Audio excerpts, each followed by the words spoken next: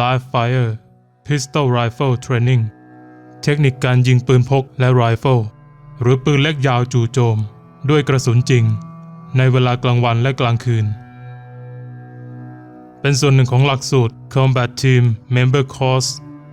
ที่จัดขึ้นที่สนาม Combat Arms Training and Maintenance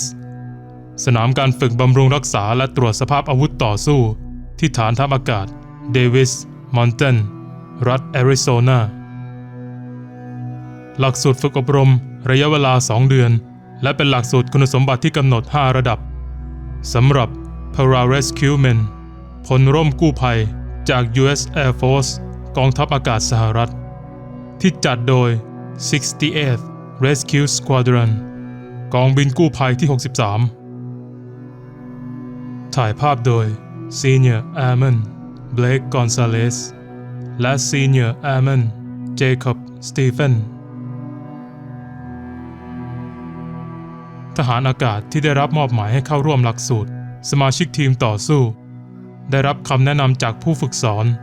วิเคราะห์และฝึกฝนในระหว่างการฝึกณเดวิสมอนตันแอร์ฟอร์สเบสแอริโซนา26 มิถุนายน 2020 CTMC เปิดโอกาสให้ทหารอากาศจากหน่วย Combat Search and Rescue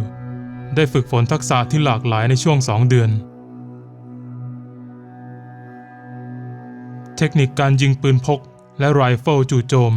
ต่อสู้ระยะประชิดทักษะการหยิบจับประทับอาวุธได้ผลการยิงที่แม่นยำเพียงพอต่อการหยุดยั้งศัตรู1 คนในระยะ5 เมตร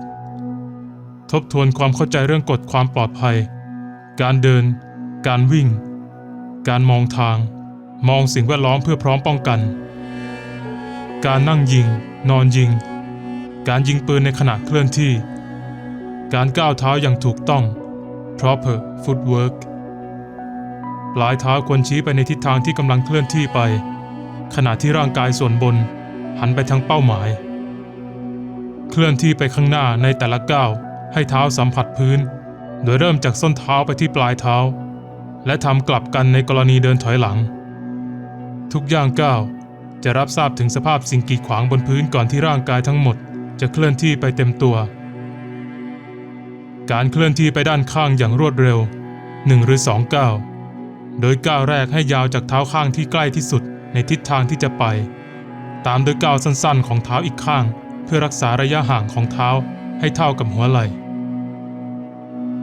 และการเคลื่อนที่ไปด้านข้างโดยใช้วิธีการไขว้ขา cross step ทั้งการไขว้ไปด้านหน้าหรือด้านหลังขณะเคลื่อนที่เข่าควรงอเล็กน้อยซึ่งจะทำให้ทรงตัวได้ดีในพื้นที่ลื่นหรือขรุขระสามารถควบคุมการเคลื่อนที่ของศีรษะได้ดีเพื่อไม่ให้เป็นปัญหาในการเล็งปืนการงอเข่าเล็กน้อยจะทำให้ศีรษะเคลื่อนที่น้อยลง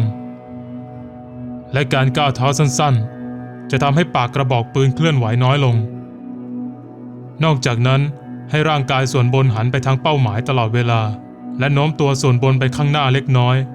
แม้จะเป็นการเดินถอยหลังก็ตาม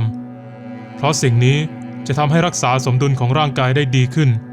และมีผลทางจิตใจในเชิงรุก aggressive การคงท่าเชิงรุก aggressive posture การเคลื่อนที่ยิงควรเริ่มฝึกจากการเคลื่อนที่ของเท้าก่อน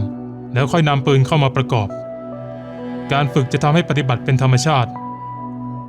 การฝึกยิงขณะเคลื่อนที่ในสถานการณ์กระสุนหมดหรือเกิดปัญหา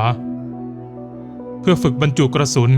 หรือแก้ไขปัญหาเหตุติดขัดของปืนขณะเคลื่อนที่